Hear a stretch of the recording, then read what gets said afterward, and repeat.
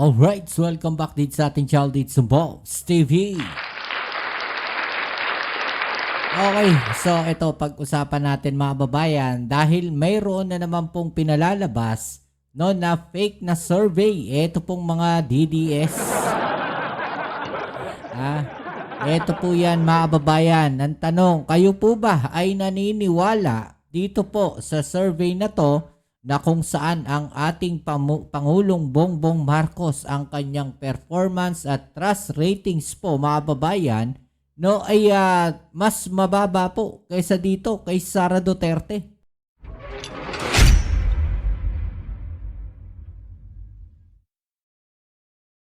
Okay, so yan ang ating alamin ngayon at pag-uusapan. Pero syempre bago ang lahat, please don't forget to subscribe, like, share at comment dyan sa comment section. At syempre shoutouts tayo sa mga subscribers natin dyan. Maraming salamat sa inyo. At palagi nating hiling 1 view, 1 like po sana sa ating video para mas marami pong makapanood mga babayan. Okay, so ito balik tayo dito sa ating topic mga babayan na kung saan, grabe no, mayroon pong inilabas na survey. Ito pong Pulse Asia Research mga babayan na sinasabing di umano no, mas mataas po ang performance at trust ratings ni Sara Duterte kaysa kay Pangulong Bongbong Marcos.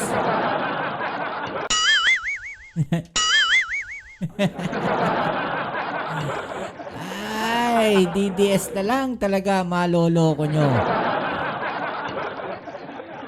Walang masyadong pagbabago o essentially constant ang performance at trust ratings nila President Bongbong Marcos at VP Sara Duterte. Base sa first quarter survey ng Pulse Asia Research mga babayan, no? Maniniwala po ba kayo dito?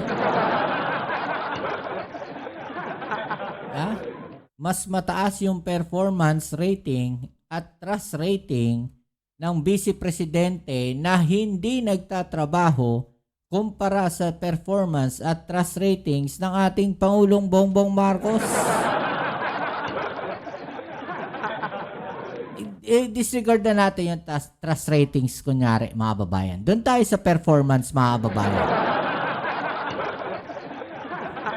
Maniniwala kayo na 55% po ang performance ratings ni Sara Duterte kumpara sa 36% ni Pangulong Bongbong Marcos?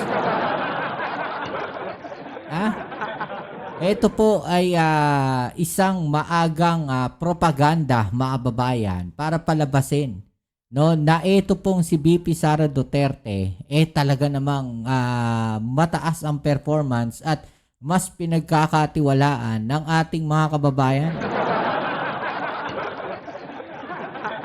Actually, DDS na lang maloloko nyo talaga dito No, wala na kayong ibang maloloko kahit sino sa mga kababayan natin. Kasi mga kababayan, kitang-kita naman, no, na itong si Sara Duterte, hindi na po nagtatrabaho.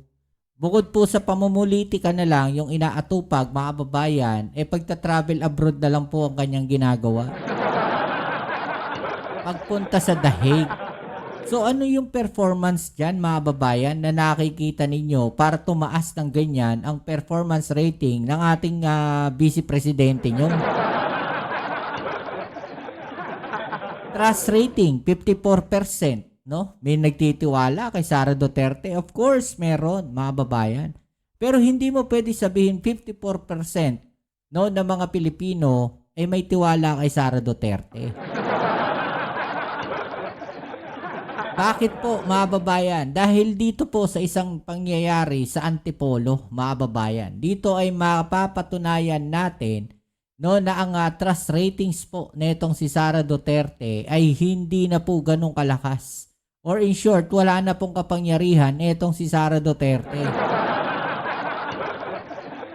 Bakit natin nasabi? Nagpalabas po sila no, ng partial and unofficial survey results no, dito po sa naging eleksyon dyan po sa Antipolo para po sa pagka-congressman mga babayan. At ang tumakbo po ay etong si Bong Acop. No, anak po ng yumaong si Congressman Acop mga babayan. At ito pong si Red Llaga, no, ang ipinupush po o inendorso netong si Sara Duterte. Yan po, si Red Liaga. Sabi po dito sa survey, mga kababayan, no, 78% daw po, no, ang chances na ito pong si Red Liaga ay mananalo po sa pagkakongresista na inendorso po ni Sara Duterte. At 20% lang po ang chances na manalo itong si Bong Acop, mga kababayan. Yan po yung kanilang survey, yung mind conditioning nila, mga kababayan, na inilabas. Napakagaling, di ba? Pero ang katotohanan, ito po, mga kababayan, ang naging resulta. No? Bong Acop po ay nakakuha po ng 60,051 votes at si Red Liaga ay 12,054 votes lamang. No, in percentage, 71.87% po ang bumoto kay Bong Acop at 14.43% lamang dito po kay Red Liaga. In short, mga kababayan, no, ito pong inendorso ni Sara Duterte, no, hindi po nanalo. At yung survey po na kanilang nilalabas ay fake news lamang. Fake news lamang yan, mga kababayan, na sinasabi nila na si Red Liaga po ang mananalo. Mind conditioning ba? Propaganda. No? Hindi na nga po ganun kalakas ang kapangyarihan ng endorsement netong si Sara Duterte. Dito natin makikita yan na ang tao wala pong tiwala sa kanya. Kaya yung sinasabi nilang survey na to, mga kababayan, ito pong trust rating na to, itong trust survey na to, mga kababayan, no, pawang hindi, ano yan kumbaga, ito pong 54% trust ratings po ni Sara Duterte, no, isang propaganda na lang. Lumalabas na fake news po, mga kababayan. No, hindi po totoo. Kasi kung totoo yan, mga kababayan, no, hindi mananalo ng ganyan itong si Acop, itong si Bong Acop, mga kababayan, at itong si Red Liaga po, no, mananalo. Diba? At close enough doon sa survey na kanilang nilabas. Kaso hindi, baliktad no? Yung survey na nilabas nila, 14.43 lang percent yung naging turnout ng boto ni Red Liaga. So in short, walang tiwala sa kanya, no, kay Sara Duterte. Yung mga tao, kasi kung may tiwala sa kanya, mga kababayan, mananalo si Red Liaga.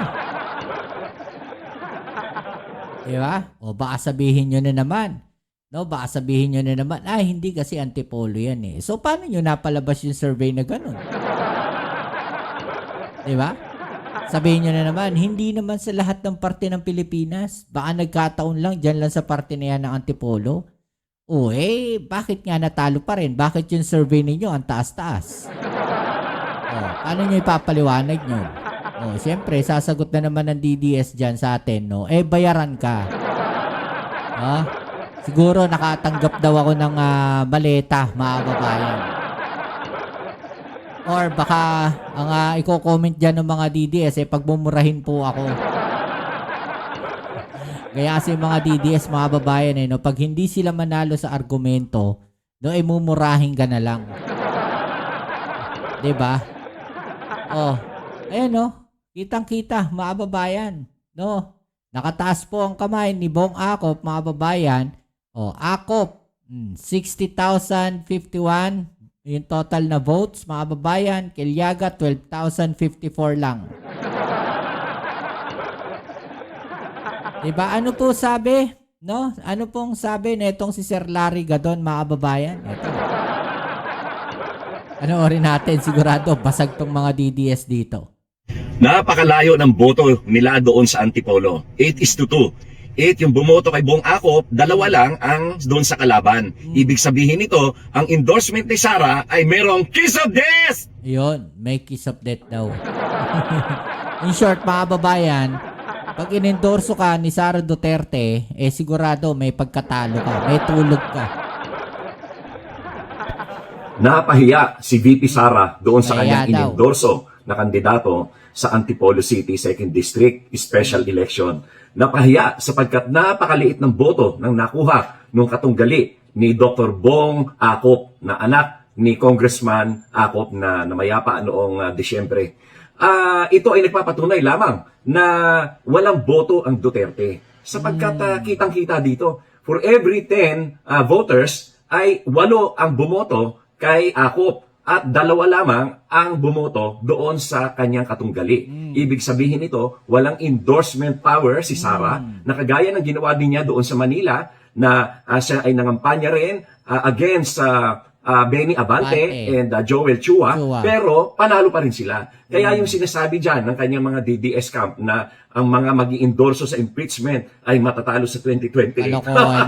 Walang katotohanan yan. Napakalayo sa katotohanan. Ito ay sample na nga lang sa Antipolo na 8 votes out of 10 at 2 lang doon sa kalaban. Ang layo ng diferensya, 60,000 si Bong Acop at 12,000 naman yung kalaban. Ang ibig sabihin nito, talagang tambak, landslide, tambak na tambak. Ibig sabihin nito, walang appeal ang endorsement ni Sara. Kaya nga ito yung sinasabi ko, na sa 2028, yung kanyang ambisyon na magpresidente ay walang mangyayari dyan sigurado sapagkat ang mga taong bayan ngayon ay alam na kung ano ang ugali niya, kung alam na ang kanyang mga katiwalian, at alam na ng mga taong bayan na siya ay boba at tanga. Kaya hindi yan pwedeng manalo.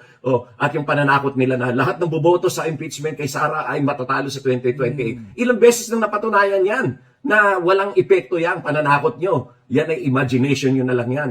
Nagpapalakas lang kayo ng loob para sinasabi nyo, number 1 si Sara, pinakamalakas si Sara. Ang totoo niyan, hindi. Kaya nga siya hindi tumakbo noong 2022.